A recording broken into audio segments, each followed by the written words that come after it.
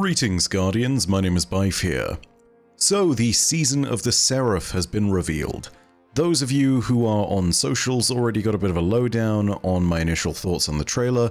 I posted a long thread to Twitter talking about everything that was seen in the trailer and lots of the marketing materials. I'll go ahead and leave a link to that in the description for all of you so you can check it out for yourself. I go into even more depth than I go into here. This is kind of a basic cursory summary of things. And that's partly because lots of the different bits and pieces that are being discussed there are realistically parts and pieces that really do deserve bigger videos all of their own. I mean, there are some nitty-gritty details over there that we could get into for the space of 30-minute topics, so not all of that is being covered. Here on the channel right now, I wanted to go ahead and talk about my initial reaction to things that we saw in the trailer, as well as on day one and our expedition through the story there. I want to also give you the vague lowdown on what's going on this season and the different bits and pieces in the lore to watch. Of course, for those of you who have seen it for yourselves, the season revolves around the Warmind Rasputin and our collective efforts to revive him. The major characters involved in this endeavor will of course be Anna Bray, Osiris, and Clovis Bray I. Although we're also getting hints that the season will involve other characters, namely Keitel, Mara Sov, Elsie Bray, Mithrax, and a few others here and there.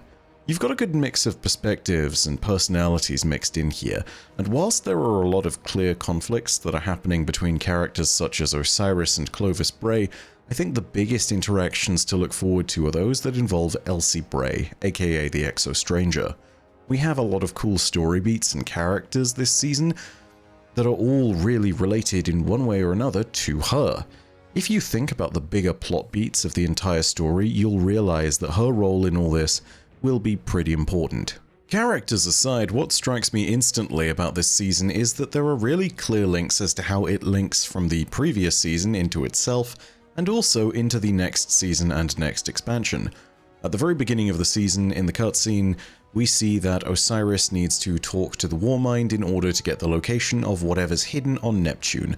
And this all really clearly links back to what we see in Lightfall and the location of Neomuna, a clear continuity and connection all the way from Witch Queen to Lightfall has been established as a result. That's probably one of the first times that all 4 seasons from the beginning of a year have coherently linked, which is really nice to see. It's something that I've asked for a long time. Anyway, there are a lot of things that are worth breaking down outside of this in the trailer and marketing material, as well as day 1 of the season, so let's jump into those really quickly. So, when it comes down to the season, our main enemy appears to be Xivu Arath again. Her forces, since the end of the Season of the Lost, have begun to seriously solidify within their ranks, and it's clear that a hierarchy of sorts has evolved. Xivu Arath is still looking to use the Scorn and Hive and taken in her assaults, but it's also clear that she's taken over in some regard as one of the primary commanders of the Witness on the field of battle. Now, here's the interesting thing about that. She also appears to have created a sort of subservient position for the House of Salvation. And this is something that we'll cover later down the line in another video, but it appears that this is some form of punishment. There are new Scorn that are being added to the field, Scorn that are being created out of House of Salvation members. And again, it appears that all of this is as a form of punishment. So we really need to get into that at a certain point, but it does bring up interesting ideas about the ramifications of what we did in the last season and how the Season of the Plunder is starting to feed more into the narrative of what we see here in the Season of the Seraph. Very interesting. I think also that it's very clear what we need to go ahead and do this season as far as battling Xivu Arath is concerned. This is all about, well, bringing the Warmind back so they can face the God of War. Bringing Rasputin back into an operational state, however, is not an easy thing, but there is more than one reason to do that. First of all, we need to find out the secret of Neptune that Osiris has been going on about, and secondly, we need to talk a little bit more about the Warsat network, which, yeah, I'll say more later in the video. As far as the physical process of actually bringing Rasputin back, there are 3 major components required to do this: Rasputin's current data in the containment engram, the exoframe that Anna has been constructing for him over the last few years, and most importantly of all, recovered data from our exploits in this season. That isn't just generic data though, we're rebuilding a Warmind after all. We are recovering his subminds. So first things first, what is a submind? Well, in a certain sense it's actually fairly easy. It's a subservient part of Rasputin that is given some independent jurisdiction over specific areas of thought and over specific operations. Subminds are a bit of a odd thing in the lore because there has been some retroactive continuity that has confused people in the past. So really quickly, know that there will be a full video on that later, but for the moment, let me straighten some things out. Back in the old days of Destiny 1, when both we and the characters within the Destiny universe were a little less well versed in things, it was believed that there were multiple Warminds throughout the system responsible for the different planets and their defenses. There were also seemingly subminds within the system, which were, as previously described, subservient, lesser minds that were responsible for individual systems and different bits and pieces, little bits and bobs that would not necessarily require the full attention of a Warmind. This thinking was all debunked in both game and in our lore understandings with retcons made in the Warmind expansion, which essentially told us that all of this was a major misinterpretation. The revised lore is simply that there was only ever one Warmind across the whole of the system, and that all other intelligences that we thought to be Warminds were in fact subminds. This is something that then relates everything back to Rasputin as the sole Warmind, and various other named minds, AIs, yeah, they were all just subminds all along. And in particular, this raises interesting questions about the Warmind Charlemagne. Charlemagne was at one point related to the Warmind of Mars and was believed to be the Warmind of Mars prior to this retroactive continuity moment, and was also thought to preside over a legendary hoard of treasure known as Charlemagne's Vault. To this day, we've still not discovered this vault. It's also a rumor, potentially, and it's something that's listed in Destiny lore that's so old that it was coming out, and I kid you not, 10 years ago.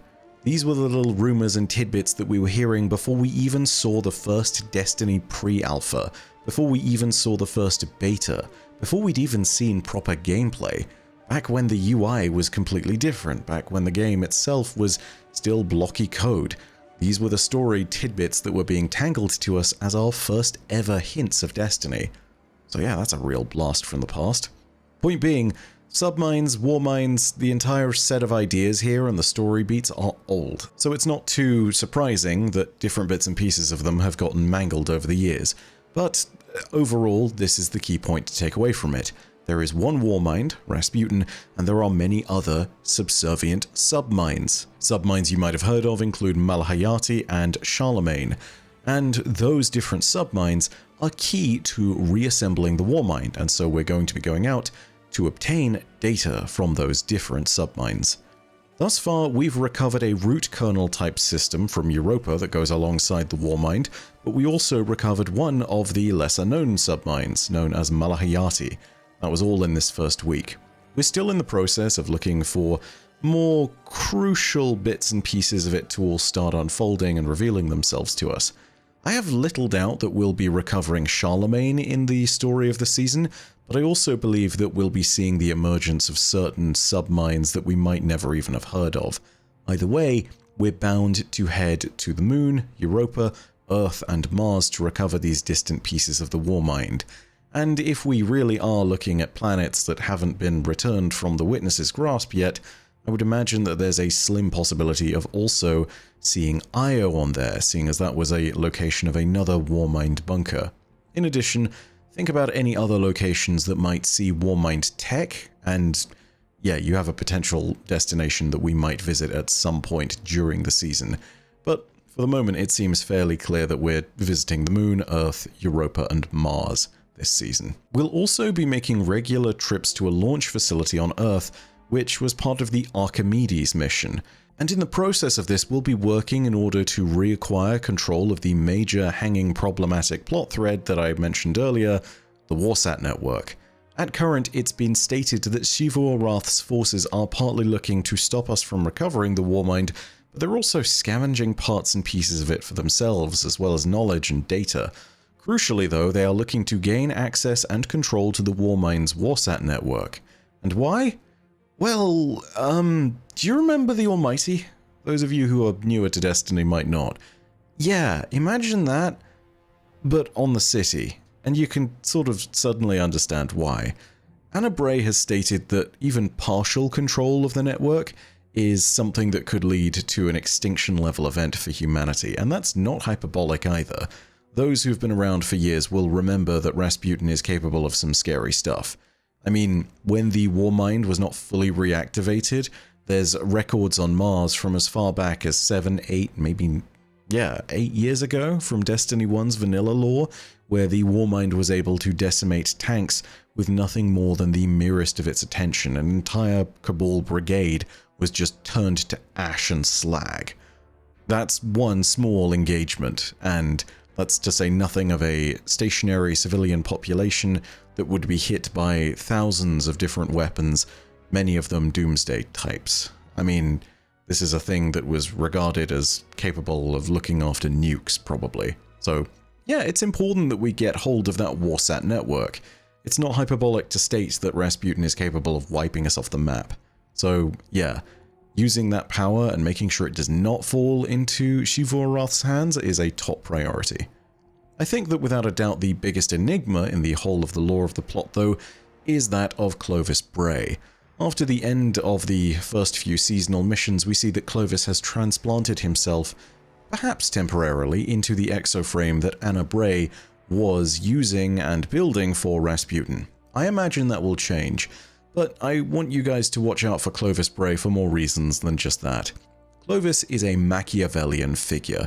He has little to no scruples when it comes to, well, anything. I feel like it's worth recounting some of the terrible things that Clovis Bray I has done, lest we forget. He forced an experimental gene treatment upon his family line and created this terrifying genetic curse that would cause the death of his son and eventually the original human version of Elsie Bray. Already we're not off to a great start. This is also, however, the man that built the portal to the Vex Forge Star of Volantis 2082, thus endangering the whole of Europa and humanity at large.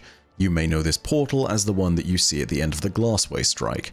This is the man that did all that at the direction of the Witness, who was talking to him through visions, and without much care or thought to the alternatives because it promised him egoistic, grand power and the ability to forge humanity's destiny and forge immortality. This is a man who killed his own granddaughter after she had become an Exo because she essentially disobeyed his orders. This is somebody who then recreated her without her knowledge of her death at his hand. This is the man who conducted gruesome experiments across Europa that almost universally resulted in gruesome deaths. To be more clear about some of those tests, there were test subjects who were fed things like an alternative food source pill, which was supposed to prevent the need for any kind of consumption of food. However, the problem with that was that then they all died of literal explosions from inside their gastrointestinal tracts, aka they literally exploded from their guts. There were also test exo-subjects who were given an extra set of arms, something that freaked out the brains of those who expected only to have 2 limbs on their upper body instead of 4. This is something that directly corresponds with the idea that if you don't have a body that feels like your own, you will go mad. It was such a traumatizing event in test records that the test subjects literally ripped off their own arms in a panicked frenzy and then killed themselves. This is the same Clovis Bray that threatened to conduct more gruesome tests, just like these, on the lead researchers if they didn't comply with his demands, conduct these tests, and succeed in their aims. Clovis Bray is not a good man. He is not a hero in any sense of the word. He is the spirit of unfettered and unchallenged megalomania. I wouldn't trust Clovis Bray as far as I could throw him, and that's also taking into account that that's before his head was shrunk about 100 times by volume. Keep in mind that part of the big reason for that is because Clovis Bray has been communicated to directly by the Witness via his own dreams from death. It manipulated him continuously before he became the massive head-shaped monstrosity that he is now, and it essentially promised him immortality, which in a certain manner of speaking, he got. And we shouldn't forget that last little tidbit either, because he could potentially be beholden to the Witness in some manner because of that. That's also before you note that the creation of the Exos might have been partly Clovis's plan, but it also might have been something within the plans of the Witness. I cannot imagine that all of that was unaccounted for in its eyes. All I'm saying is, don't trust Clovis, keep a keen eye on him. He may be shackled into that body, but let me tell you, he could probably wreak some havoc all on his own without even having to lift a finger. And yeah, that's partly because he doesn't have any in that frame, but the point still stands. Don't trust Clovis. Don't dare to even hope that he has a decent human being under his shell.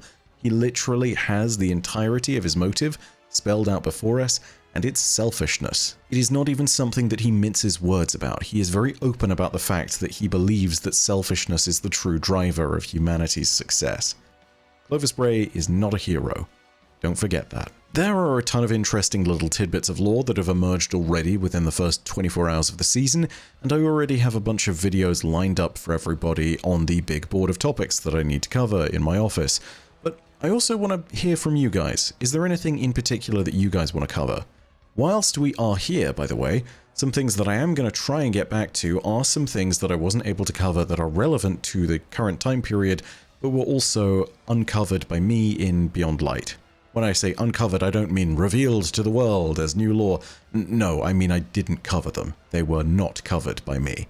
These are going to be things such as a certain lore book about Micah Abrams and the various penguins around Europa. These are going to be things like, say, the Deepstone Crypt lore video. Yeah, I never got around to that raid video because of burnout. And also, I never finished off my series of readings of the journals of Clovis Bray, and I should definitely get back to that as soon as time permits, because you know what? Not only are they more relevant than ever, but also they contain some of the most gruesome and honestly important stories about Clovis. Leading into Lightfall, we'll also definitely be covering more lore as that inevitably releases ahead of the expansion. For the moment, I'm definitely eyeing up that game trailer that's supposed to drop at the Game Awards, but for the moment, that's all we have, and I will be working towards getting more videos on all of this stuff coming very soon. And that's kind of it for the moment. Hopefully you all enjoyed the season, and I will see you with more lore. There is a lot to cover.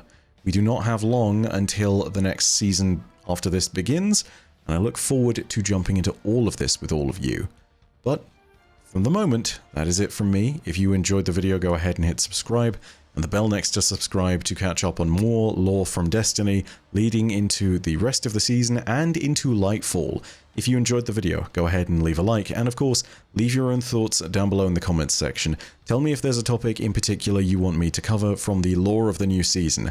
I am dying to jump into a few bits and pieces in particular, but I want to let you know that I'm very much listening at this moment to see what topics need to be covered. Lots of topics that you guys gave me in previous instances of this also did become, well, yeah, mainline videos on the channel. So I listen, I look, I definitely write this stuff down because, you know what, if you guys want to hear it covered, I make videos on it. However, as per usual, know that your viewership, as always, is quite enough for me. And that in the meantime, my name is Bife. Rodacia Arastra. I'll see you, Starside.